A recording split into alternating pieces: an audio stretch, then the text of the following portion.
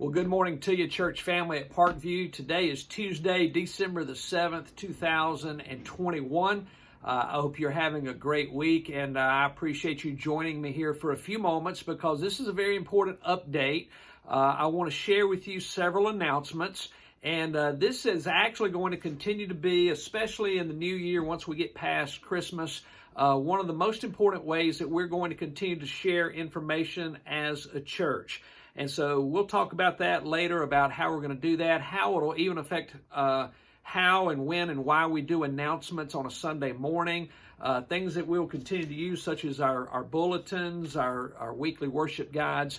We're going to utilize discipleship groups, Sunday school teachers, and all that to continue to disseminate information to everyone, website, other things. And so how we do things on Sunday morning is going to reflect a change in that, but that's for another day.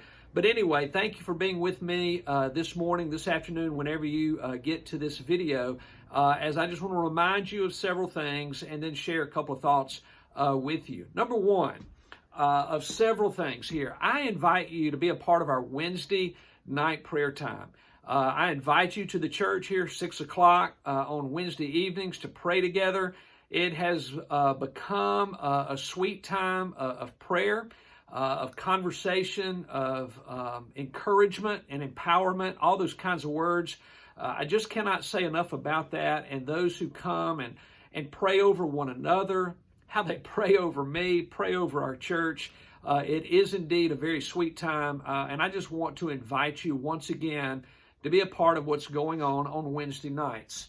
Another thing I share with you concerning our discipleship groups for the rest of this calendar year is that our discipleship groups will not meet for the rest of this year. Now, that's only about 3 more Sunday nights, because the next 2 Sunday nights, on December the 12th and on December the 19th, we will be here together church-wide. So I invite you to be a part of what's going on in all of that, and I'll let you know more here in just a second in detail if you're not aware of that at this moment. But then on the 26th, I'm just going to invite you to enjoy your families, take that night off, celebrate the ending of a Christmas weekend that Sunday night with in your homes, with family, maybe friends, whatever you decide to do, and just kind of take one last breather before we turn the calendar over to 2022. So that's kind of the quick schedule on Sunday nights. Now, this coming Sunday, a lot of things. Number one, about this Sunday, which is going to be the 12th, our theme in our Advent calendar, our Advent wreath, the message, the music, everything is going to center around joy. If you remember, when we began the celebration of Advent 2 Sundays ago, it began with the word and the theme of hope. Last week it was peace, and this week is going to be joy. And I am looking forward to sharing once again with you a message that I'm excited about when we start to think about, especially this word, indescribable, or inexpressible, or unexplainable, or unspeakable joy, all kinds of words like that. So I just gave you a huge sneak preview into my message for Sunday about how the joy of Christmas in the Christian is just unspeakable, unfathomable, and I cannot wait to get to that. I'm looking so forward to the music. We're going to close the service even on Sunday morning a little differently. So you come as we make joy that theme and our celebration for this Sunday morning. Also, this Sunday morning we will do our March to the Manger. If you've been a part of Parkview any in the past years, you know that there's a March to the Manger at Christmas time, a March to the Cross at Easter time, and this concerns our international missions offering called Lottie Moon. Our church goal is $6,000, a pretty lofty goal. I hope we reach it. I like to meet goals. I like to celebrate wins. You know, just like when we just celebrated over 1,000 boxes for Operation Christmas Child, I hope we can celebrate a $6,000 gift to all of our foreign international missionaries. Every penny goes to the mission field. None of it stays home. None of it goes to administrative costs of any kind. Our missionaries around the world see every penny that all of our Southern Baptist churches collect. And so I encourage you to do that. And so that's this Sunday morning. Sunday night, we're having Christmas at Parkview. We have several people signed up to do things, whether it's music, poems, readings, and whatnot. And we're gonna celebrate just a variety of presentations and offerings of worship, music-wise, at 5 o'clock. I about messed up there. 5 o'clock on Sunday, because when we're done, somewhere around the 6 o'clock hour, after about 1 hour, we're going to go across the street and have a dessert fellowship with one another. And so I hope you'll make that a part of your calendar this weekend, so that we can just enjoy one another, enjoy some nice sweets and conversation and fellowship following that on Sunday night. If you have not signed up and you would like to, please let us know, as we're working on just the schedule of how that's going to look, the order, that kind of thing, rehearsals and so forth. But we're looking forward to that as well. Several things now as well that are going to come to a culmination pretty quickly that you'll see in our joiner. Number one, our partnership with the Eufaula Police Department's toy drive. Man, I'm excited. If you were here this last Sunday and you walked in and saw all these different toys there and all these bicycles then, it just made me think, wow, this is so cool. Look at what everybody is doing. What we've had to do in the meantime is every week we've had to take these toys and kind of move them and store them for just a little while so that we'll have room in our joiner. So if you come in this week and Sunday, you might see it's empty once again. Fill it back up. Keep buying those toys. I want the police department, when they come here on Monday the 13th, to be shocked at all that they see and all that they have to then go get a trailer for and go get a truck for and all that kind of thing. I am so honored and just impressed with Parkview Baptist Church right now with what you are doing just to help kids that will not have anything and bring a smile to their face and fill their hearts with anticipation this Christmas season. Also, you're going to see a little wooden Christmas tree with ornaments on it. That has been placed there by the Pregnancy Resource Center right next door to us here. And on those ornaments on that tree are items that the Pregnancy Resource Center need, they could use. It would be a wonderful gift. And so what Marcia has asked for you to do is take one of those ornaments off that tree, and then whatever is on that ornament, you go and purchase that, bring it back, tie the ornament to it, possibly lay it right under or by that tree so that she'll know that belongs to her. And that way our Pregnancy Resource Center can also be blessed at Christmas time with things that they need, things that they want, and again, things that would bless young ladies, young families who are in an upheaval because of life choices and all that come with that, and all the worries and fears. Maybe they can a smile can come to their face too at a difficult or a challenging time in their life. So again, I look forward to, and look, already ornaments are gone, bags are being brought back. I just ask you to empty that tree of the ornaments, fill it up underneath with all the gifts, and I look forward to all that as well. I know you have other special projects going on, some of you in your discipleship groups and Sunday school classes. I'm grateful for that. And one of the things I'm grateful for is, as we give away so much right now, whether it's through the police department and toys, the Pregnancy Resource Center, special projects, Lottie Moon, all this giving that you look at me and say, well, Mike, you're asking us to give a lot. But here's one of the great things about this kind of giving. None of it benefits us in any way. Isn't that the best way to give? It's all for other people. We're not going to get anything out of this. Mike's not. This church is not right here, except the joy that comes with giving to those who would not have otherwise. So let me encourage you in that regard, that if you're growing weary, don't grow weary. Be like the Macedonian churches that Paul talked about in 2 Corinthians 8, where we just give beyond our ability and keep giving. Why? Because it's just such a joy to do that. And let me just encourage you in that. What a fun time to be a part of the church. Now, here's a couple of other things for you as well. Our parking lot is scheduled, as we move on, to be repaved this week, which will be Thursday and Friday. I do not know how the weather will affect that. I do not know whether or not the schedule will be complete, but look for any updates this week later on, just in case that alters. But the plan is this Thursday and Friday that will be the case. Also, let me call your attention to what we want to see happen with our young adult ministry here. The Passion Conference that is scheduled, that you have seen in your bulletins, for January 2nd and the 3rd. We have 20 spots available. There's still some left for you to be a part of this if you want to. And let me just encourage you to do this. If you know of someone that you would like to be contacted by Stephen, or Melody especially, give us their contact information. Give it to Stephen. Email him, text him. He's had some phone issues, but usually, probably by the end of today, his phone issues will be corrected so that he can start communicating again through his phone after today.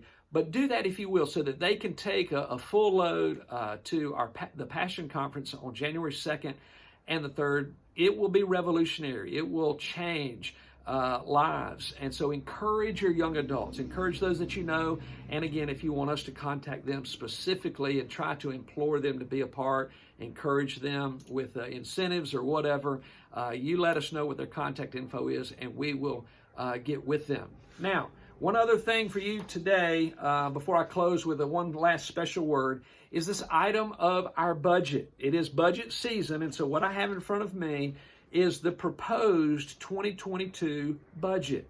If you do not have a copy, you can pick one up outside the office on the table anytime by coming to the church at our regular hours during the day, or tomorrow night at church on Wednesday, or even Sunday morning. But let me give you a quick update or a quick rundown again on how this is going to work. This has been made available so that you can see what your finance team has provided for you in the way of a proposed budget. Now, here's how it's going to work. This coming Sunday, the 12th, you are going to have an opportunity to sit down with your finance committee, if you want to, at 4 o'clock here at the church, across the parking lot in the Student Center, for a budget discussion.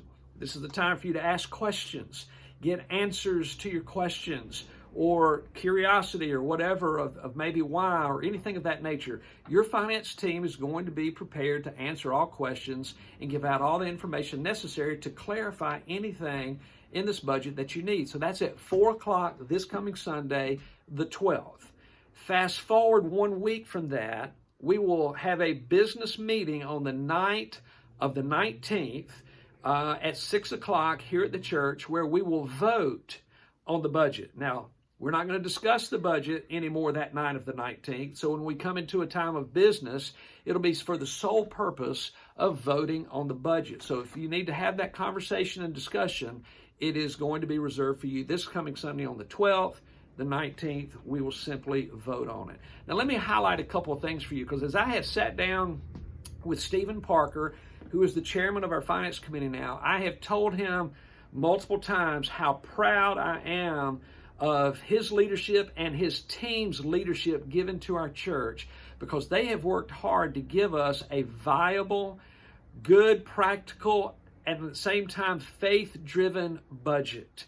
I am so proud of their work, because they have put together, this is difficult. Maybe one of the most difficult things to do in the church is to put together a budget when especially your budget requests are way up here and your typical receipts are somewhere way down here. How do you bridge that gap with a practical, frugal stewardship approach financially, and at the same time honor God by saying something to God like, God, if you're calling us to this and the only thing we can see is right here, then we're going to exercise our faith in you, God, for the gap that we cannot see how it's going to be bridged. So I believe this budget is a great combination of practical, sound financial principles of this is who we are and this is what we have, but it's also an expression of God saying, God, we believe you for these things, which is going to call on us to be more faithful or even be more liberal in our giving. Now, when you look at this budget, you'll look at last year's bottom line here is way higher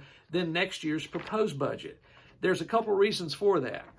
Really, the biggest reason is the church voted to move $27,000, if I remember the number correctly, out of a designated fund and put it into our budget for this year so that we could repave the parking lot, which is going to hopefully happen this week. And so that number's been reflected in the budget. So last year's budget that we originally voted on before this was added is somewhere around the same dollar figure that the budget that is proposed for 2022 is, okay? And so that's a reason for a higher number for the 2021 budget, and you'll see that on the front page of $30,000 in parking lot repairs. So that's why that number is so much higher, and as you look at it, go, I don't remember voting on a budget that higher or that high. You did not originally, but then the church voted to do that for the parking lot, which is now reflected in that. So a couple of things that I want you to know about that I just put on here as a highlight is we've also as a church gone ahead and voted on clearing some of our property here. That means clearing a couple of the buildings, the auto center on the corner, the Swain building behind it, and having those demolished, cleaned off, and begin to dream about what we're going to do with some of our property and just to beautify it if nothing else. And so that's going to cost us a lot of money. That in and of itself is a $8,000 increase compared to what last year's dollars were. And so just to kind of give you that as a thought. The second thing I would tell you on page 2 is that we see a $10,000 increase in our utility budget. Now, we have to pay for our lights to be on. We have to pay for air condition or heat and all those things, our water and all that comes with our utilities. Why? Because we want to meet at the church. We want to have everything provided for us. But based on what we've been spending in the last year and what's coming this next year, we are seeing a $10,000 increase. One other increase that I want to call your attention to, and then I'll just kind of summarize that, is you'll see one other significant increase of $3,000 in payroll tax being withheld. We have to pay our taxes. We have to pay payroll taxes.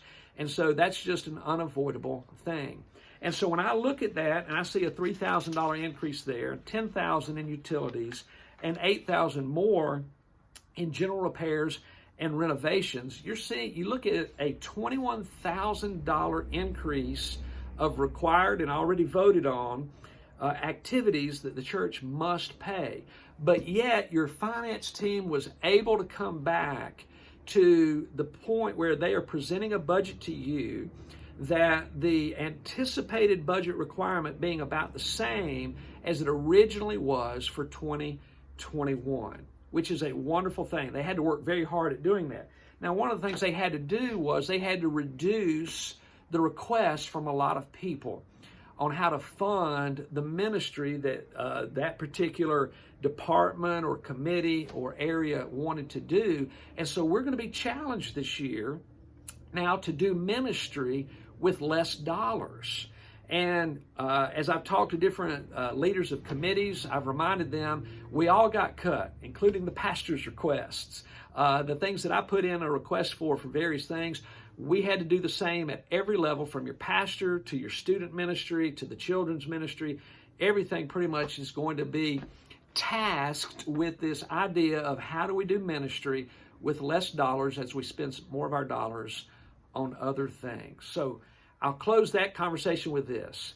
The receipts that we still anticipate having based on the past is still far less than what our budget is at. And that's where faith comes in. Our committee, once again, I'm super proud of them. I haven't sat in hardly any of their meetings. I sat in only one. For them to put together the kind of budget they did shows an incredible amount of work, prayer, and energy that, I can't speak too much about. I'm just proud of them. But they're also going to look at us now, and I'm going to look at you as your pastor and say, now it's our turn to step up. Be more liberal, be more generous, give a little bit more. In our prayer, contemplate, okay, God, what can I do more here instead of doing more in the rest of my life over here will be what our call to do as a church is what we're going to have to do. So I'm looking forward to that. Lots of opportunity, lots of excitement, lots of energy from a lot of people. Parkview's in a good place. We're going to have challenges this next year. We always will, by the way, in ministry, but I'm excited about what's going to happen. Lots of things still to talk about in the days to come beyond the holidays, whether it comes to staff, the adding of staff, all those things that will come after we get past the holidays. And so I do hope that you can enjoy the Christmas season. One last thing for you today, and then I'm going to close it down. Today is December 7th, 2021. 80 years ago today, there was a very, very, very, and I can't overemphasize that, one of the most enormous events that has affected the history of our country, and that was called Pearl Harbor. At Pearl Harbor, I think the number was 2,403 lives were lost as the Japanese attacked us maliciously, and where evil was revealed to us in a surprise attack. Of those 2,400 plus people that died, I can't remember, I think it was about 69 of them were civilians, but mainly those, our soldiers, our military personnel. Over 1,100 of them, I think the number is 1,102, were just entombed there in the hulls of our ships, in the water there at Pearl Harbor. Over 1,000 people wounded, a very devastating day on that day in our country. And I say that to you to say this. I know that as we consider reflecting on things, remembering things, that I would encourage you to reflect on that a little bit today, and here's why. My grandfather was one of those who fought in World War II. My grandfather ended up in Japan after this date. He ended up over Japan. He was shot at an awful lot. Thankfully, he was not shot down. Thankfully, he was not killed. I was able to know and love my grandfather up into his upper 90s before he passed away. There's a reason why we call that generation the Great Generation, because at that time of World War, the United States of America obviously did what we've done really for the entire 20th century. And even into the 21st century now, we have offered protection to the world as we seek to protect ourselves also and promote freedom. What a great day to reflect and thank God that we live in an awesome country that He's provided for, that He has gifted us with, given us the great generation, given us people who love Him and love their country and love the world enough to sacrifice their lives for the cause of freedom. And so I invite you just to remember, reflect with great fondness. Even though my grandfather's not with us anymore today, I still think back, I can see some of the pictures of him in his uniform, in his colors, knowing what he did and knowing what so many others did. And I just invite you to pray today with thanksgiving for all that God's done for us. Thank Him again for all He's done for us in the past, and then also take that opportunity, just like Advent, okay, as we look forward to the coming of the Christ child, and now we look forward to the second coming of Christ, as we thank the Lord for all that He's done in our great country. Pray for our future. We live in uncertain days, but we serve a risen Savior. And we serve a God who has not changed. He's not shift like the shadows. He's the same yesterday, today, and forever. He's still trustworthy. No matter how difficult or concerning our time is today, we serve a God who loves us and will make a way in our future. God bless you if you are still here from our Pearl Harbor days. Thank you for all that you did for us then. And if you're not, or like me, that was way before my time. I stand in awe and amazement of what God's done in our country and our history and what He will continue to do as He brings glory to Himself. God bless y'all. Thank you for the privilege of being your pastor. And as we move forward, I look forward to great days. And I can't wait to see more people saved, more people join our church as God has done that over the past weeks here at Parkview. God bless y'all. Have a wonderful day. Bye-bye.